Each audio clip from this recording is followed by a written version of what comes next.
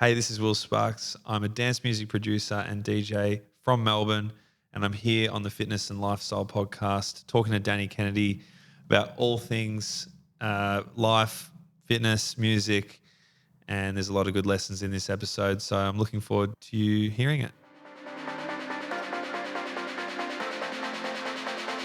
Welcome to the Fitness and Lifestyle Podcast. I'm your host, Danny Kennedy, and I'm here to help you become the very best version of yourself. Will, what's up, brother? Thanks for coming in. First guest in this new studio.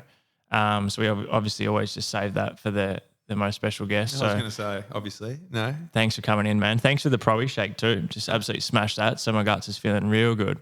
Mate, I'm so privileged to be here, especially being the first one in your new studio that you're using. It's epic. Like, I would love to be a podcaster as well. Yeah. As you know, I can talk the tits off a donkey as well. But you started, haven't you? You've recorded. Yeah, I have. Yeah, and we don't have to put this in here, but you've obviously recorded a couple or at least one recently. Just one on my own, and I just kept it rolling, and it was basically an intro to me, my life, my mindset, how it's gone, where it's going, just my whole outlook on the whole perspective of our industry. And I want the public to have a better insight to it because I feel like it's very, I don't know, everyone's very closed in my industry. Perception's very different as well, I think, from the outside. I was chatting with Danny on the way here, and obviously we've been talking about it a lot lately. From the outside in, it looks fun as fuck, right? Fucking play at shows in front of big crowds, awesome fucking vibes, travel the world. But, and we'll touch on this today as well, but I think it'd be really cool to get some insight through your podcast. I reckon even just with your connections and the people you know, and from artists that people probably don't hear as much from on a personal level in comparison to what they see for sure on the surface. It'd be awesome to get that insight. Yeah, man, because we're all humans, and a lot of musicians, artists, they put on this persona like they're Mr. Cool, there's nothing wrong, they're living the dream. But all of them are grinders, and all of them have emotions, I guess. I've met a few that don't, and they're just living in this just world of around their team, and everything is just so easy for them. But at the same time, they're still musicians, and some people are just born to do it. I think I was born to make the music I make, but in terms of not being home, that's where I struggle because I've always struggled with that. But I'm trying and still trying now to change that mindset and learn how to love being away and experiencing things. I put a lot of pressure on myself to be the best and be my best.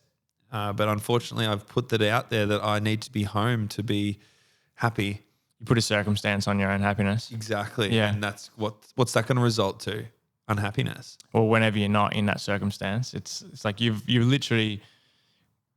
created this story, and now you're believing the story of like, unless I'm in this location or unless I'm in this environment, that I can't be happy. So even if there's stuff happening around you that should bring happiness or whatever in any other location, it's like you've already told yourself that you're not going to be. Exactly. And a lot of that is to do with relationships. I feel like I have to start fresh all the time. It's like everywhere I go, I'm the new kid at school, and I'm like, hey guys, I'm here. Let's do something. And then you can't keep going with it because I leave the next day, or it's like I have to plant these seeds and then they just get lost. Yeah. And and I feel like I'm always lost traveling around, and the exhaustion as well.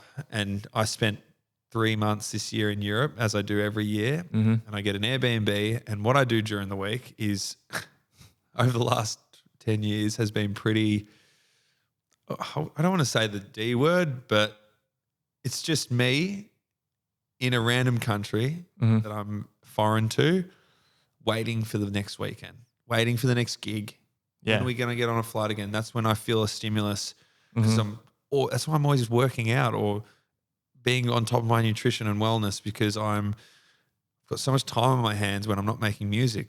I can make music for an hour a day and I'll still make a whole song. It's that easy for me now. I've got all my templates, my structures. I'm really quick. And all that other dead time I have, what do?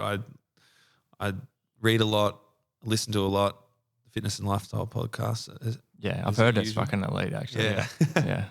And I have all this dead time on my own. So I'm always training and searching for a purpose.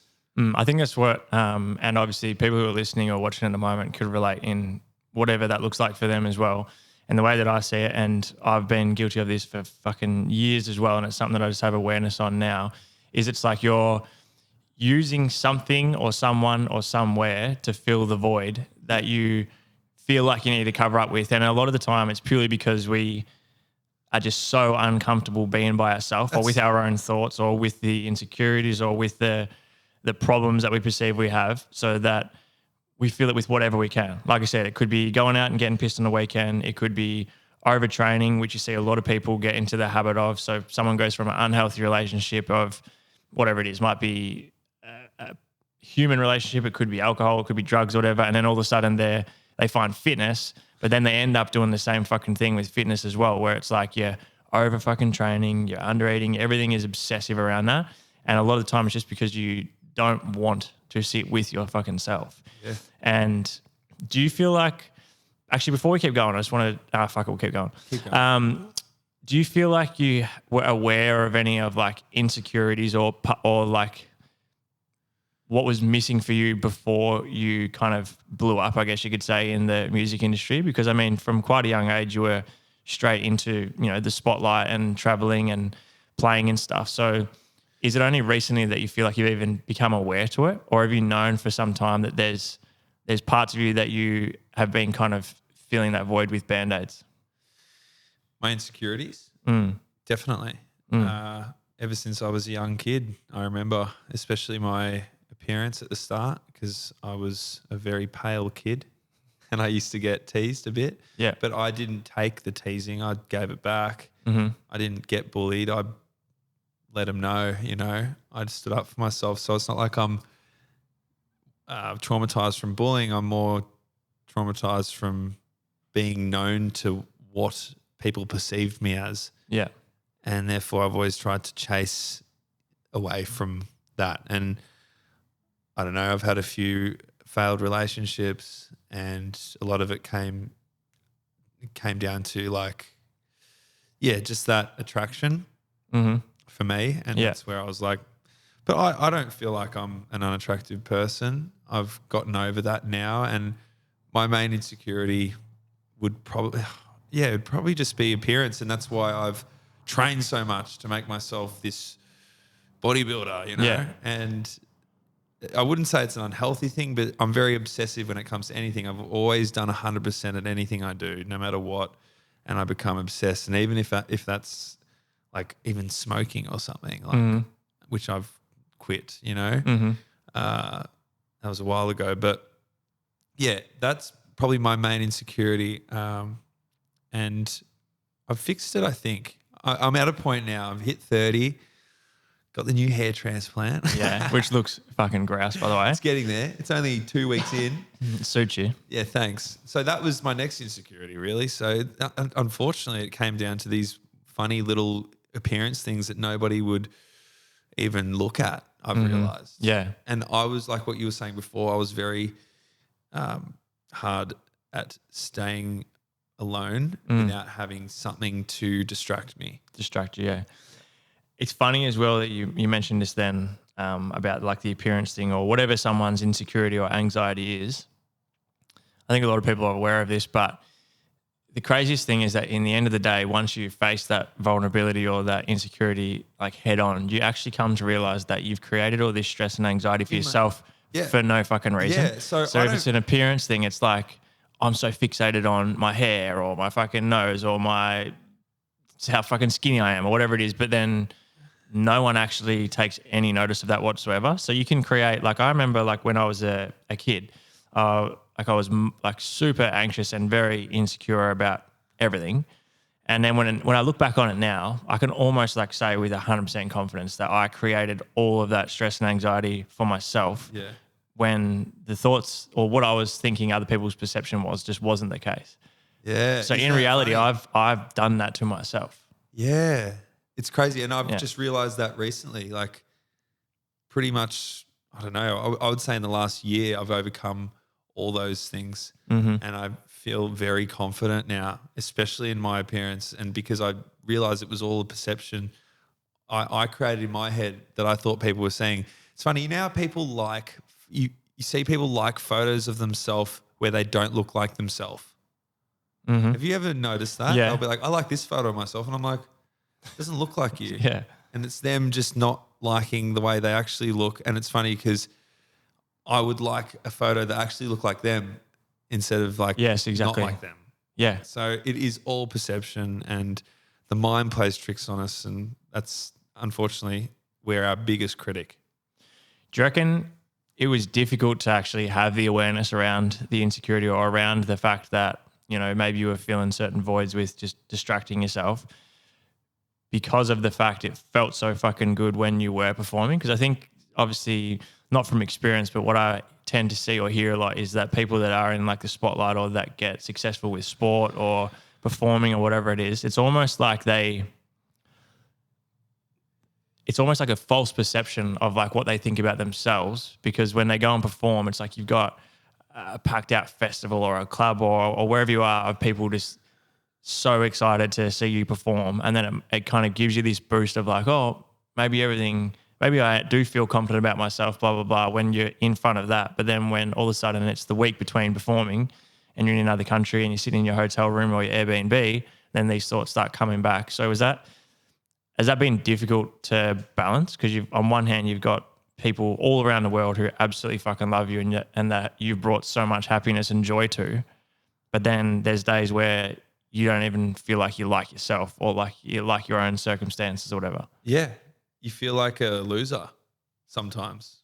And I'm like, I do play these big shows and I've got thousands of people in front of me and so many people around the world loving the music and the gig, the performance. And when I'm up there, I'm just an alter ego. It's like anything that I went through that day or that week or anything in my life going on and I get up on stage, I do not think about anything else but what I'm doing in that moment. It's the most present thing. And the euphoria from playing, say, a new song that you've never played and you see a reaction to it, bro, no drug, nothing will ever come. Like I'm getting like short of breath thinking about it because it's such a rush. And with everything, what goes up must come down. So it is like a come down, especially after you play. And then usually at a festival, there's not much mingling. There's just, crew, other DJs, their teams, black cars everywhere. Yeah. Get in the car. Sweet. All right. Sweating bullets. And we're going on another hour and a half drive to get back to the hotel to then just go to bed. Yeah. To wake up the next day and check into another flight, to fly all day, to get to the next place, to eat dinner, to maybe work out if we can, to then go to a club at 2 a.m, then go to bed at 4:30 if I'm lucky, and then wake up again at 7 a.m, 8 a.m. to get the next flight and do it all over again. Like the only time I ever have time to myself is those little moments during the week, but I got no one around me. It's just me. Mm-hmm. So I'm like, all right, gym, get all my meals done, take in as much knowledge as possible, sleep, wake up. Like just constantly trying to fill it with something. You feel it with talking to friends or family. But I think the best time I had was when I was with my partner and we went around the world and saw everything together. She'd never seen anything. And they were the greatest times, I think, because it gave me so much purpose, showing her the places I've been, introducing her to all these promoters and event runners that I've known for so long. That was the best. We really had a great time just exploring. And now when it's just on my own, I'm like, maybe I should keep exploring on my own. Yeah. But then I compensate for my fitness and wellness because I want to be in a place where I can just go to the gym. I don't have to travel extensive amount of time to get to these different places, and then I have to find out where I am. It's like when I'm on tour, I'm doing shows. So yeah, hope that made sense. What do you think? Well, I think something that I want to chat about in particular. Obviously, you and I have been talking about this extensively over in particular the last month or whatever it's been. And I've taken like so much joy from it because this is like on a different level, obviously, but experience that I've like had within myself, and now getting to be able to share that like with someone who I'm such good friends with, and see how much of a difference it's made to, I guess, your level of awareness or consciousness lately has been fucking awesome. Yeah. But I'd love to hear like from your perspective over this past month, which, I'm sure you don't mind me saying has been quite difficult for you in many different respects. What do you feel like is some of the things that have changed most for you and why? Wow. Well, I know you can't stand compliments, but you've pretty much changed my life over the last month and a half because it has been really tough for me. I've been going through a lot of pivotal moments in my life, which one way or the other, it's going to really change my life forever. And I was in a very dark frame of mind. I had really bad negative thoughts and I would feast on them. It's like my body or my brain would get like a serotonin hit from thinking about bad shit. Mm-hmm. And I would feel sorry for myself, or I'd be like, oh, it's always me, or, and you got me onto, well, not only talking to me every day and going through structures and mindset, ways to overcome different mindsets. But then you got me onto Joe Dispenza, right? And I did his course for a week straight. And he pretty much showed me that the more you practice, not only meditation, visualizing, and I visualized my whole life anyway, so I should already know this, but it was so innocent back then. I was 16. I was pretending I was playing in front of a crowd, but believing it and feeling it, not just visualizing. It's an actual feeling. Yep. And if you feel that, then you will create the gene and it'll eventually gravitate to being an actual reality. Yeah. What fires together, wires together. Exactly. Yeah. Yeah. That's his saying. And man, the last month and a half, I have done all of that. I cut off those terrible thoughts the minute I'd start thinking about them. And the more I'd cut them off, the less they would come. And then shit started happening, man. Yeah. I started getting miracles happening. I've had signs thrown at me for ages, guardian angels, I believe in it. And I kept ignoring the signs. And finally I've started taking the signs. And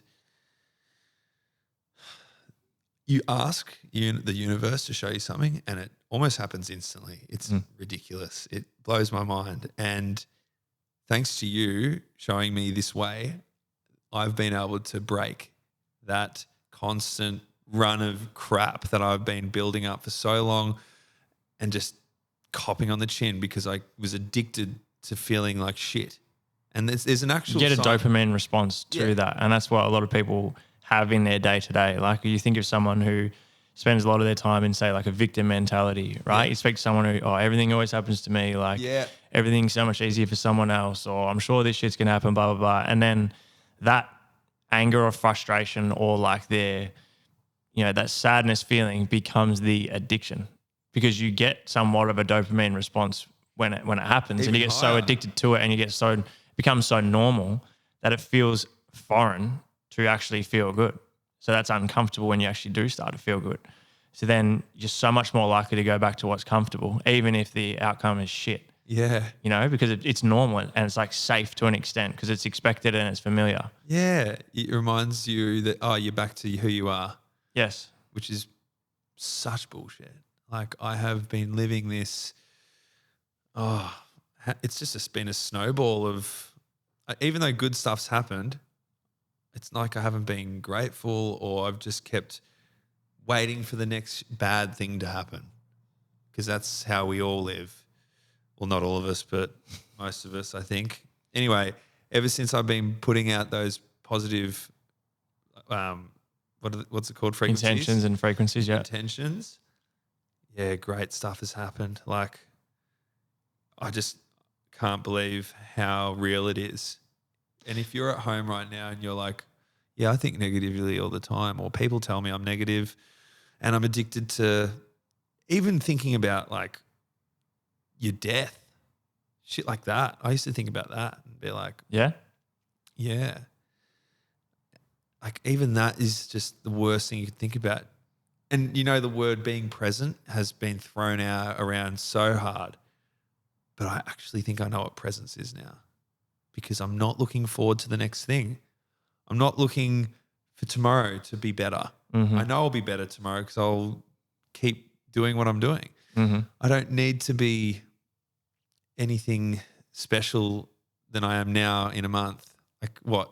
Me finishing that tour in America in November, I'm going to be all good then? No, it's just going to keep going. So I may as well just enjoy now and just live now, because that's what it always is, right? There is no other time other than Now. the present, than now. Exactly. Yeah. And I've worked that out. And I was always waiting for the tour to end so I can go home. And then I'll be waiting to get away again so I can feel that euphoria being on stage again. So it's just like a constant merry-go-round. Yeah, and you said before about the signs and how like when you ask for something or when you set an intention, almost all the time there will be a sign.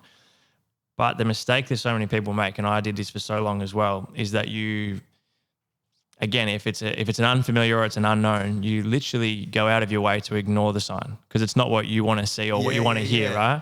And that comes back to the control thing as well. It's like, I've got this idea of how things should go for me or in whatever situation, or I've got this idea of how this person should be.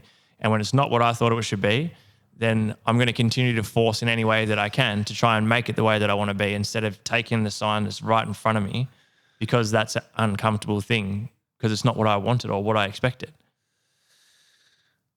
The signs are there, take them. Like, I did the exact same thing. And when you try and force anything, I've realized it's harder to attain. The minute I just went, you know what, just going to let it happen. Don't care. Shit just started happening, all the things I wanted. Yeah, exactly. And it doesn't always have to be in the way that you expected it to be. No, it was always the complete opposite to how I expected it. Yeah. And it's crazy how the alignment, it's no coincidence, it's a synchronicity. I don't say coincidence anymore. Yeah. And then I start seeing numbers and I ask the universe for signs and they happen. Like, you know, I've done a lot of therapy and I've even seen some psychics and that's been really eye-opening. And I know it's not for everyone, but I think seeing you has been the best thing because it's created this better way of living and it's given me solutions instead of being told, you know, other things like your inner child or something. I get that. And we all have traumas from our childhood and they can really affect the way we are as adults. But are you being present if you're thinking about that? I don't know. That's a good way to think of it. You're not. You're living in the past. The past is done. Look for the future. Imagine the future. Believe it. Once you believe it, man, I sometimes meditate and I'll sit there and I'll start pissing myself because I'm so happy with what I'm experiencing in my brain. Yeah. I used to do that when I was a kid, pretending I was on stage in front of thousands of people. I'd sit there just like, how fucking good is this? And it's the same feeling. And there's two things from that. The first one you said about, you know, when you're thinking in the past, you can't change that. It's how do you control? And there's no way of changing that, right? So there's no point thinking in that psychological time.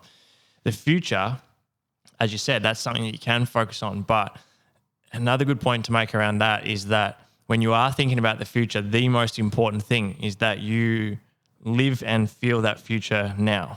Because again, you have to come back to the present, right? Because a lot of people create a lot of stress and anxiety around the future. Because again, it's just a story that they've told themselves. And you and I have been working on this with the meditations and with the intention setting and stuff around feeling the way that, like the ultimate version of you or the ultimate outcome that you want. If you can feel that's those sensations now, then you're already experiencing it. And all of a sudden you don't need anything because you already have it. Yeah. You're not searching for anything because you've got it. And one of the coolest audio messages you sent me over the last few weeks, remember I showed Danielle straight away. It was so fucking cool. It was like only the second day, I think, of you starting the Joe Dispenza stuff. And you sent me this audio message where you were literally like, almost like laughing while you were telling me. You're just like, mate, 2 or 3 times a day, my favorite part of the day now is just being at home by myself in my meditation. He's like, and you were like, the feeling of like bliss and abundance that I'm feeling. And the best part about that is that it wasn't because of anything. It wasn't because of anyone or anywhere. It was you sitting by yourself and creating those feelings and that future that you wanted now with nothing but yourself. And when you have that, all of a sudden now, and obviously there's other variables that come into play and everything when you are traveling and stuff, but in reality, it's like if you can create those emotions and that feeling by nothing but yourself, then it doesn't matter where you are in the world or what fucking time it is or what's going on in your life. It's like if I can sit down and close my eyes, have intention to what I'm trying to create in my future and feel that now, I don't need anything or anyone all of a sudden. And you're not searching for anything. Crack the code, dude. Fucking oath. Fully cracked the code because that was my biggest issue. All the dead time on the road, sitting on a plane, in the car, waiting to check in, hotels, all the rest of it. I am now so excited to just sit there and go into this imaginary land of everything I desire with no external bullshit. It's all just there. And I get to experience the same feelings as if it was happening. Yeah. Like I said to you the other day when I sent you that message, I spent like 9 days straight on my own without doing anything, going to the gym, nothing, because I was recovering from my surgery. I don't think I would have survived if I didn't go through these lessons. And I was doing 3 meditations a day, sometimes for an hour at a time, just sitting there. And it's like a movie in my brain. Yeah. And I get so keen for it. And when I come out of it, I'm like, yeah. Yeah, how fucking good. It's amazing. And even if I did have some curveballs thrown at me, and don't you worry, I still have the dopamine hits coming through my brain of bad shit. And I quickly shut it off. And the more I practice that, the less they come. Yeah. But yeah, each time I do it, it just gets better and better. One of the coolest things I think about our conversations over the last month in particular, I think it was literally one of our first times we sat down when you came back to Melbourne and we just started tapping into all this stuff. And it was almost like the realization for you, which you already actually understood in the positive aspect, but you didn't understand in the negative aspect of I have created my reality through thought. Yeah. I know it sounds fucking stupid when I say that, but the examples you were talking to me, and you said them before, I, at one point in time when I was a kid, envisioned the life that I'm living now from a DJ perspective. I envisioned all of this stuff and I created it through what the intentions that I set and the manifestations and the visualizations I set. But then you also then start to realize that I also had a lot of focus, whether it be through thought or through language and the stuff you were saying to yourself or others, that a lot of the shit outcomes that have happened are also my responsibility. Oh, yeah. Because of what I was focusing on, I was getting more of. So when that happens, then it reaffirms this story you've told yourself. But unless you break that cycle, you're going to continue to get more of it. So whether it's like any of the problems that come up in your life, you can almost always trace it back to yourself in some respect. And I think that was a realization that I feel like you had. And after that day in particular, I was like, fuck, I reckon we're on here. Like because you understood that it works both ways. Yeah. It's not just for positive manifestation or visualization. It's like what you focus on, you get more of. And if you're constantly focused on shit you don't want to happen, then you can fucking almost bet that it's going to happen. Oh, it's so scary. Every time I accidentally think of something, I'm like, no, like reverse. Yeah. Right? And then I hopefully outdo it. But the 7 spiritual laws of success. Yeah. That was a life changer.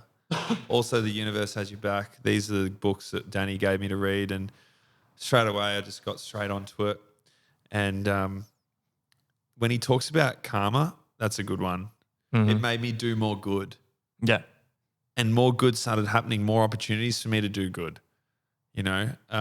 Like even seeing that young kid, Bodhi, he came into my life and I was like, I got to give it all, my all. Like this kid's so passionate, as if I wouldn't anyway. But I feel like I wouldn't have had that opportunity if I wasn't having these positive thoughts. You didn't have the awareness around it. Yeah, the awareness and the opportunities. Maybe I did have opportunities before, I just didn't see them. Like, how's this? I was on Chapel Street and there was this guy. He looked like a nice guy. He had a sign saying, I need cash. Mm-hmm. I went up to him. It was out the front of 7-Eleven. I'm like, do you need cash or can I just get you something? Because I don't have cash. I've only got my phone with my card on it. Yeah. Got FPOS. Like, he's like, really normal dude, you know, not all drugged or anything. And he's like, "No, I just need cash." I'm like, "Oh, well, I can't even get cash out, but I want you, while I'm in 7-Eleven, really visualize someone giving you some money. Sit there, close your eyes." And I know this sounds weird. I'm like, "But just pretend like it's happened." And he's like, "All right." And I walk in. I'm in there for like 2 minutes. I come out. I swear on my life. He goes, "Someone just gave me a $5." I'm like, That's epic. I just lost it. I felt like I didn't feel like I did that, but you've transferred that positive energy and he on, put it right? out there. Yeah, and that's the way that I think about it, and the way I talk about it with clients now as well. It's just like a boomerang, almost like a mirror.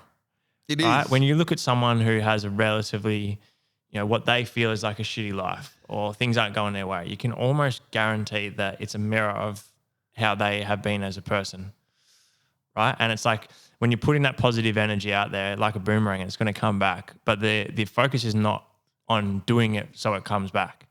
No. And that's I think something that you realize as well. I was saying to you the other week, I'm like, fuck, bro, you have to realize that by doing something that you're passionate about and that you're doing not for the purpose of wanting anything back, you're doing it because you love it and there's purpose around it. You've put out this music for so many years now that has brought like so much positivity to other people. Yeah. And when the focus goes on that, that's when you actually get to experience it coming back to you when you're at shows or when you're at the airport and you're seeing people who are fucking frothing the fact they got to meet you and take a photo. Yeah. It's so easy to just like brush over that and think, fuck, it's just, it is what it is. But it's like that person will fucking think and talk about that for so long to come. Yeah. I'm like, it's so easy for me to do good and make people's days. And I guess I do it vicariously through my music. I see every comment on my YouTube clips and they're just like, some of them go really deep. And I'm like, wow, they really understand me and they get so passionate about it, man. It's such positive energy around my music these days. And I'm not doing it for the good karma. I'm doing it just because I love it. And the fact that people love it, that's my reward. Yeah. And the reward of people, I see a lot of people saying it gets them over their anxiety or depression and they have an escape through me. I've had people say that I saved their life. I don't even believe it. I'm like, that's huge. And if that's the impact I'm having on this world, I guess I have a pretty easy life, sometimes too easy, if you ask me. Like I see some people struggling and I'm like, God, I feel like I should be struggling.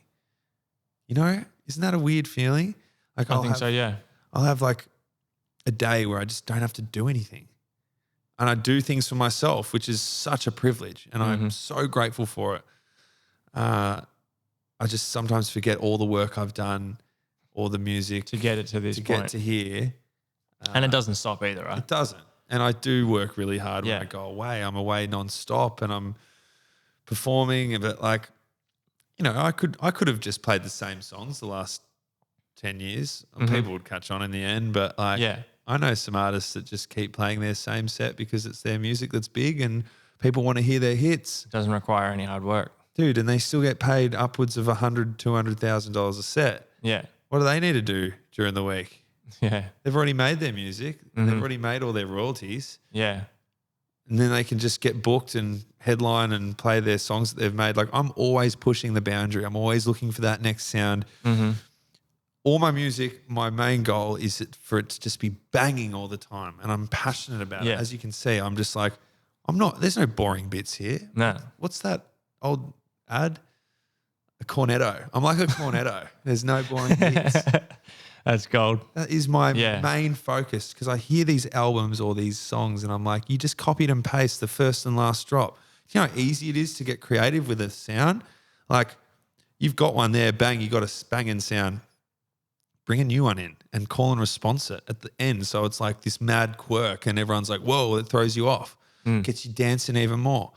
Like, and then I feel like I was one of the first people to blend, how do I say it? Like a lot of different genres together, but. I feel like you've created a genre. I genuinely feel like that.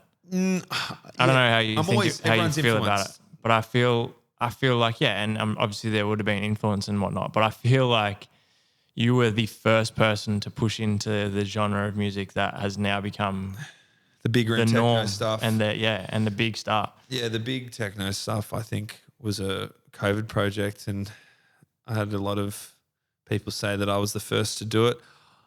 I have inspiration from everything I've done, right? And I never carbon copy it, but I take inspiration from different people and then I put it in my own thing, in my own sound. Like I can sit there and actually not have inspiration. Like my main thing is pretending I always remember me in the middle of a festival at Creamfields in 2010, and I was in the middle of the festival and I still remember being there.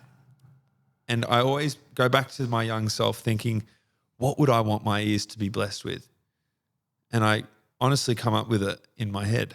The sounds, the way it makes me feel. It's almost like I'm creating it through the thoughts and the genes. What is it?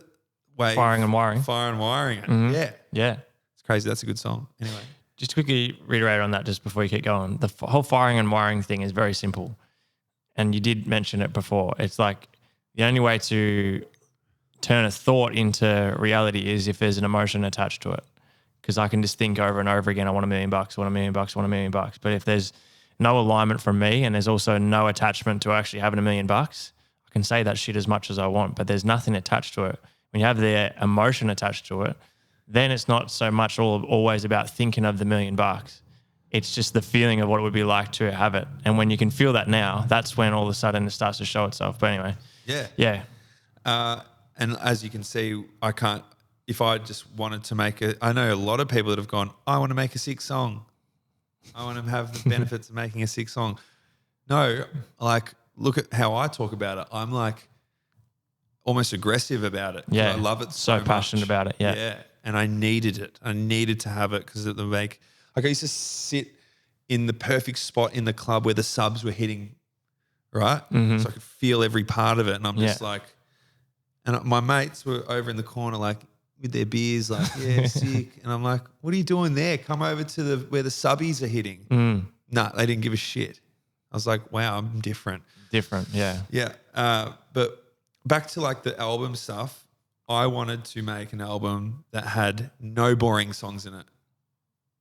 And just I'll quickly interrupt. Obviously, your new album, Accepted Concept, is wild, and I fucking absolutely love it. And I was super fortunate and very grateful that you sent me a link before it came out, and I listened to it a bunch of times, which is incredible. And I want, while we're chatting at some point, I want you to quickly run through as well, like, what you've been talking to me about the behind the scenes of the album stuff, because I feel like the audience would actually really benefit from understanding your perspective on it in terms of like the creation of songs, when they're released, how that all kind of works. Because I feel like that's something that we've talked about a bunch of times, which obviously not many people would fucking know. But sorry to cut you off there. No, that's okay. Yeah, I'll have a link to the album in the show notes too for all platforms.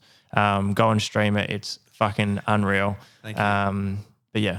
Well, yeah, about the no boring bits thing, I'm like, why does everyone just put these like fillers in just to make it look like they've got a million songs? It's like when you go to a restaurant, there's too much stuff on the menu. It's like, I don't know what to pick. I'm bored now. Next restaurant. You know? So I feel like I accomplished that. Another thing that I did differently, I'm always trying to be different. That's it. And that's how you get noticed, or that's how you become unique. And I'm not the biggest. I'm not the most highly paid. But I feel like I've got a really niche audience, and they're very loyal. Super loyal, yeah. Like, they get it. It's awesome. So I appreciate everyone out there that are listening to this. If you are, you probably are one of them. So, but if not, welcome. But I think that's incredible. And I just said to you the other day about even like how I felt about it before I had ever met you. I was the biggest fucking fan of your music. The biggest fucking fan. And like coming to watch you perform live and stuff was like the greatest. Like it was the best fucking feeling. I absolutely loved it. Would go out of my way to try and come and watch you perform live. And then, just like a bit of a manifestation, full circle moment, now becoming such close mates and get into experiencing music still.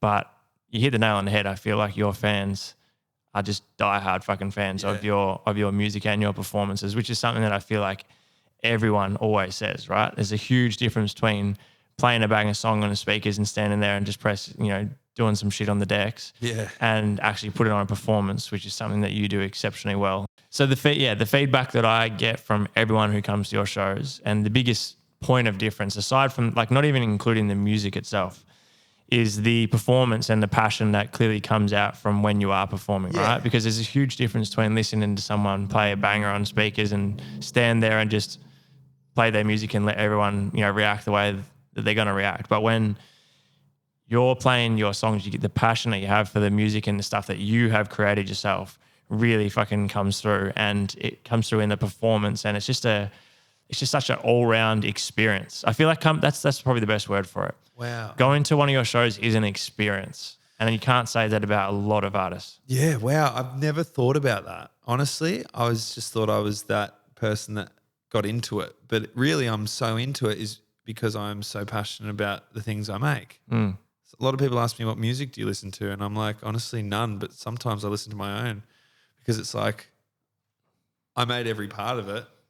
And if you think your music's that good, why would you not want to listen to it, I don't know. It's just because that's why I started making music in the first place, is because I couldn't get my hands on anyone's tunes. Like everyone's it was all so exclusive, and you couldn't download links, and I was like, stuff this. And in fact, I've got my own ideas. Yeah. To make it better. Mm. I genuinely believed it. And it's really interesting you talked about me and the performance side, because I really pride myself in the performance. But in recent times, I think I'm getting not less and less, but I've had a few setbacks. I broke my leg, couldn't perform as well, cut my hair. That was like a big part of my performance, But again, it comes back to what we started the podcast with. You're putting a feeling or an outcome on a circumstance. It's like people and you haven't now. No. Yeah, but you were at that point saying, whether it's the hair or whether it's whatever it is, it's like, oh, well, they're only going to feel this if I do this or if they got this. Yeah. But again, that's just not the case. Yeah. And it's funny, I manifested a bad thing, and I was playing the same sort of structured set for a couple of months, and I'm never do that. But I was just in a bit of I wasn't really getting anywhere with much. Had no drive to change it up. It was all structured, not like pre-recorded, but I had my first 5 songs were like the same for months. And all the visuals and everything and the lighting, it's all on point with each song. I'm still mixing it though. Yeah. Anyway, I'd be like, Vinny, like, do you reckon like they're going to realise that I played this same sort of intro last time I was here 2 months ago? He's like, nah, bro, no one really looks into that shit. Just play your stuff, and if you need to switch it up, bring some old tracks in. Like Vinny's like my guy. He's my hype guy. Legend. Yeah. And I was like, nah, it should be fine. And then I saw a story and it was like same set as 2 months ago, but it was still good. I was like, fuck. Spoken into existence. Yeah. Failed that. And from there on, I was like, nah, I'm good. I'm always making new stuff and always changing it up. So I let it go. And ever since, I've been able to change it up more. Yeah. Isn't that funny? Yeah. Fucking oath. Are you able to just give us some insight into what the process into making the song and what that looks like from when it's made to when typically it gets released? Yeah. Okay. Yeah. I knew you were talking about that before. So I'll make a song. Do you want me to talk about how it's created? Yeah, we'd love to. And I don't know if this is something that's already finished up or something that you're pushing at the moment or whatever, but if you want to chat about the fact that you're creating some stuff for, potential DJs or people interested that are keen to learn themselves through your knowledge as well, which I think is fucking cool. It would be cool. Oh, man, it's so cool. But yeah. Okay. Feel free to go. So basically I use Ableton, and I'm more of a simple producer. I say that. Other people probably wouldn't. But music is so subjective. It's about what you want to put together, and if it works right. Then you have to sound design, through synthesizers and different plugins, and then you have to boost everything up with effects and like tools to make your sounds thick and bright. But it really is down to the creativity and how you fill your song up, the progression of it, the story of it. And I usually start with like, you got to get your kick and bass right, and then you can go on to like the simpler stuff like the percussions, the effects, and then the build-ups, and then you got to come up with a melody or a chord progression. But it can just be so random. You'll be going through sounds, some presets, you'll try to manipulate a few things, you'll find this sound quirk, you're like, oh, how's that going to work, and play with it.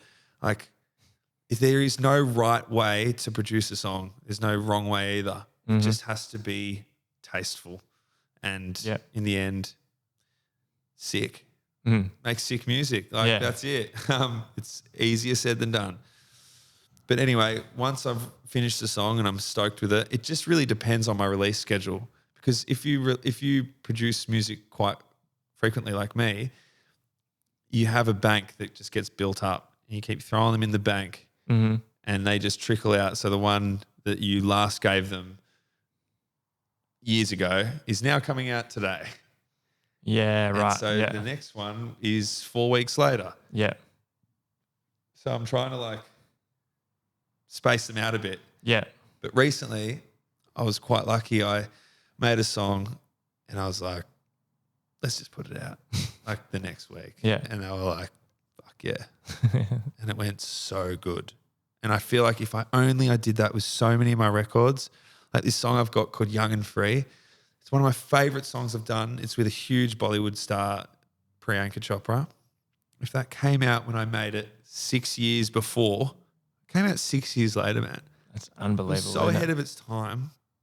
And that goes for a few of my songs that came out super late, but it's just what it is. And at the start of my career, I used to really struggle with waiting for things to come out because I got this, once I started releasing music at the start, I used to get this mad dopamine hit. Like, everyone's hearing my song that I've created. Yeah. Holy shit. Because I used to get like all these hits on SoundCloud. And I'd wake up every day. I remember like looking at my Facebook and I've got all these new followers. I'm like, oh, this is insane. I used to froth it. But now I'm like, whatever. I've made it. It's on. I'll play it in a set. People are sort of hearing it because there's phones everywhere and reposting and this, that. It's all just so oversaturated with. I feel sorry for the kids these days, man, because music's so accessible. Once someone makes something, they play it in a set. We've got full quality of it. Is it really that they get excited for like 30 seconds and they're like, where's the next thing? I used to go nuts over a song for months waiting for it to come out because I couldn't find one good quality audio file of it. I used to go to the clubs and stand out the front trying to hear that song. That's awesome. It's like I was like a junkie looking for my hit. Music fix, music hit. I remember sitting out the front of Tramp at like 6 a.m. in the morning. I was underage and I'd just sit there by myself. I'd catch the Night Rider in. Sneak out, catch the Night Rider in, and then sit by the vents of Tramp because it's underground. I'd sit by the vents and just listen to Joel play, or Heath. That's crazy. And Stevie, and then Callus. I'd sit there all morning. I wouldn't have slept, and just sitting like on the sidewalk, just like listening for that track that I haven't heard before. And when I'd hear one I hadn't heard, lose my mind. And I didn't even have a phone or anything to like record it because phones weren't recording back then. You just wanted to hear it. Yeah. And that was just such an amazing feeling because it wasn't just given to you, it was drip fed. There's so much delayed gratification. That's it. Yeah. I feel like we don't experience that enough these days. Yeah. That's wild, man. And so again, feel free not to chat about it if it's not ready or you want to chat about it. But you've been putting some work into, potentially putting together some like, I guess you call it educational, like school type stuff for people wanting to learn how to create their own music as well. Yeah, I think that's my next thing, teaching. I used to teach kids how to produce back in the day before I was even touring around Melbourne. And I got so much joy out of it, just watching their faces light up from working out how to do something. I remember that feeling too. It was the best time of my life, working out how to make sounds. Couldn't believe it. I could now make my own stuff. Yeah. How cool is that? So if I can teach millions of people how to do that, it would be so rewarding. It's not about the money, it never is. And, you know, if it lets me keep my feet on the ground, I love playing my shows around the world and seeing the world, but I want to have a family one day. Yeah. You know, I want to sit on my farm and just teach from there. Yeah. You know, online. I'll do seminars online. It'll get to that point where we'll 100%. be able to do holograms. I'll be standing in my living room and I'll have 1,000 people in front of me. Yeah. Like that's where we're headed. I've worked on a sample pack, so I created a bunch of sounds to put on and put out there. All my personal kick drums, basses. It's just your one-stop shop. Even I've started using my own sample pack that isn't released yet. Really? Yeah, I'll just feel like I need a clap or something. Like, oh, I made that clap for the sample pack. Bang. So easy. Just drag and drop. That's awesome, man. Well, whenever that eventuates to be kind of available to people, we'll make sure that the link to that is in the show notes for people who want to give it a crack. But I reckon that will be just wild. It'll be a new experience or a new level of like satisfaction for you, I think. Yeah. And fuck, man, the amount of people that are passionate about pursuing a career in that, to even have access to that, which, as you said before, you never had access to that style or that, those type of tools. No so for a tools. kid who listens to your stuff or who has an interest in becoming their own, creating their own career in the industry, to be able to have access to that will be wild. Nuts. And they'll progress so much quicker than we did. That's awesome, man. Especially if they've got the knack. That's what I call it, the knack. If you've got that little weird quirkiness about you and you can put things in ways that no one else would, that's when you can paint the picture and make a really unique song which will gain eyes if that's what you want. Yeah. And change lives. Well, man, I feel like you have 100% changed a fuckload of lives, dude.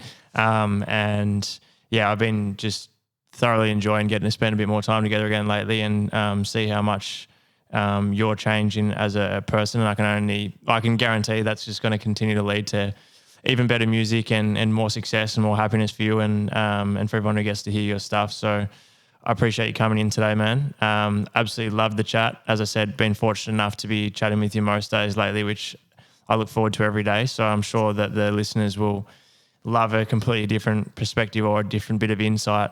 And I'm really looking forward to hearing your podcast once that gets up and running, because I feel like, again, you'll just give some insight to people that you just never get. And it'll be a good way for artists to be able to get vulnerable and share their story, which will help people as well. Yeah, that's my goal. And I'm really looking forward to it. And thank you so much for everything you've done for me. And I just hope that this talk has, opened up some eyes on what you can do to better yourself, even if you're in a position where you think there's no way out. There is always. Appreciate you, man. Thanks, and appreciate everyone who's tuned in. If you have enjoyed this episode and I would love for you to share it with a friend, whether you send them the link or take a screenshot, share it on your social media, tag myself, tag Will. As you heard before, he loves getting feedback from fans in the audience and whatnot. So we appreciate you tuning in, and I'm looking forward to chatting to you again in the next episode.